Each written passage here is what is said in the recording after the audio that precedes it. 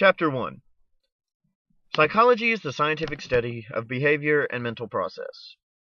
But with psychology comes pseudopsychology. Pseudopsychologies include astrology, palm readings, tarot cards, and other things of the sort. Like every scientific study, psychology has goals. The first goal is description, which is observing behavior and noting everything about it. The second goal is explanation. Why is it happening? Finding explanations helps to develop theories, and a theory is a general explanation of a set of observations or facts. The third goal is prediction. When will it happen again? Determining what will happen again includes if people will react the same way to a drug that they take, or if they react differently to a safety video on seatbelts. And the fourth and final goal is control. How can it be changed? The point is to change behavior from undesirable to desirable behavior. And this would include the safety belt example that I just used previously. If people watch a video about safety belts in cars, will that make them change their ideas to wear their safety belts more often or less often? Now that we've discussed the goals of psychology, we can discuss some of the scientists that psychology have seen. The first scientist that is mentioned in Chapter 1 is Pavlov.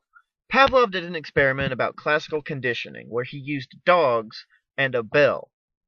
Pavlov noticed that whenever a dog saw his food, he would start salivating.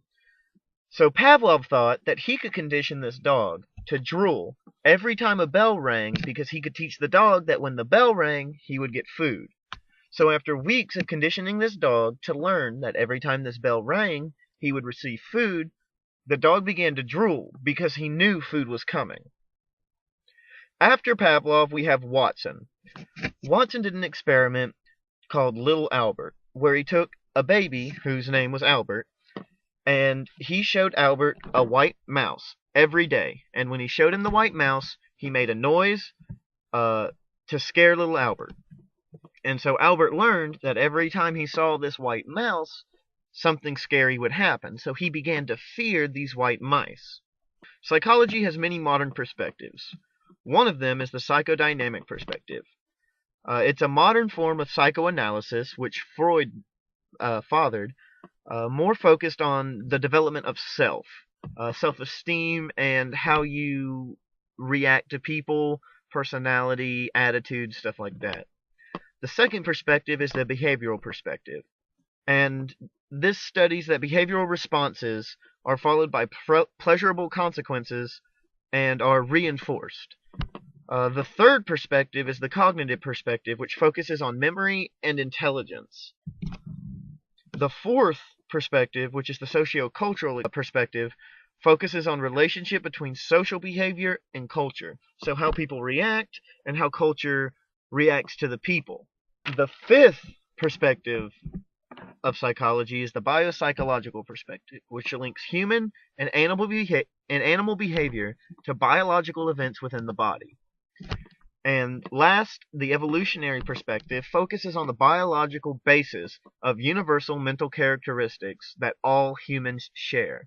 So this is pretty much saying that all humans share the same mental characteristics when it comes to developing personality and encoding memory. There are many different ways to observe things in psychology. One is the natural observation, in which a psychologist may go sit in a park and observe people and how people react in their environment and how other people react to what people do in that environment. Another is laboratory observation, in which a psychologist may bring some subjects into a lab and study them, but this prevents actual data from coming up because some factors in a lab may be different than those in a natural observation.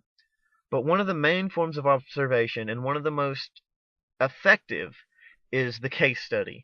And a case study is the study of one individual in great detail. And a good example of a case study is Watson's experiment with little Albert, because he studied little Albert and his reaction to this rat over time. In psychology, there's something known as a correlation, which is a measure of the relationship between two or more variables. A variable is anything that can change or vary. An example of a correlation is researchers are curious to know whether cigarettes are connected with life expectancy.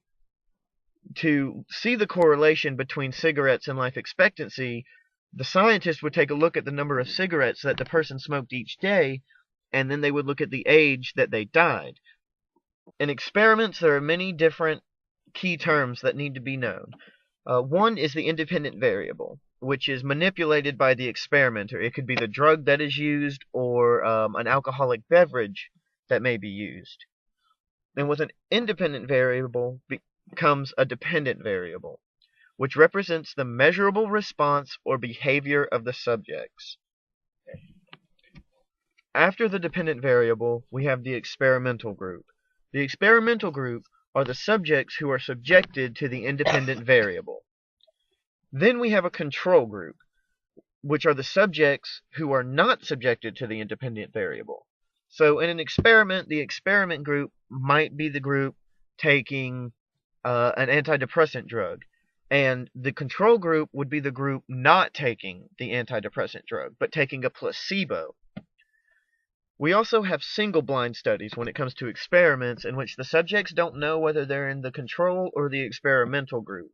But a more effective way of studying is called a double-blind study, in which the experimenter nor the subject knows whether they are in the experimental group or the control group.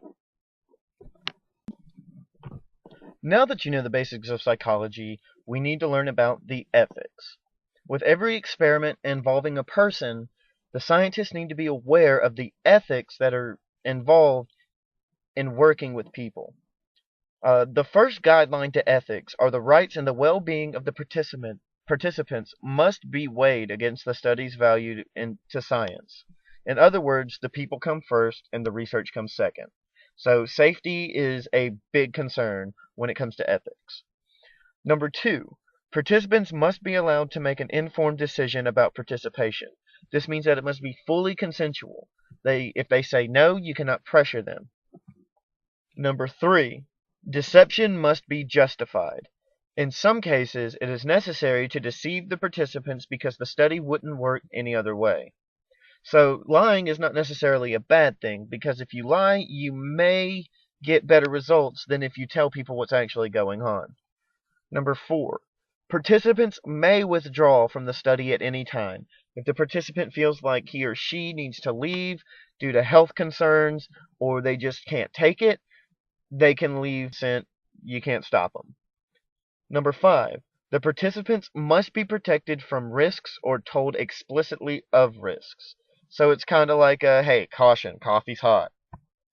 6, investigators must debrief participants, telling the true nature of the study and expectations of the results. So after this experiment would be finished, the scientists would sit these subjects down and explain to them what the test was about, why they were involved, and what the results were. Number 7, data must remain confidential. If data doesn't remain confidential, it can alter the effectiveness of the experiment, or it could possibly affect the subject in any way. And number 8, if for any reasons a study results in undesirable consequences for the participant, the researcher is responsible for detecting and removing or correcting these consequences. This concludes my video about Chapter 1 in Psychology. I covered the basics, the 4 goals of psychology, which are description, explanation, prediction, and control. Then we talked about Pavlov and Watson, Pavlov's dogs and classical conditioning, and Watson with his little Albert experiment. The modern perspectives of psychology were covered as well.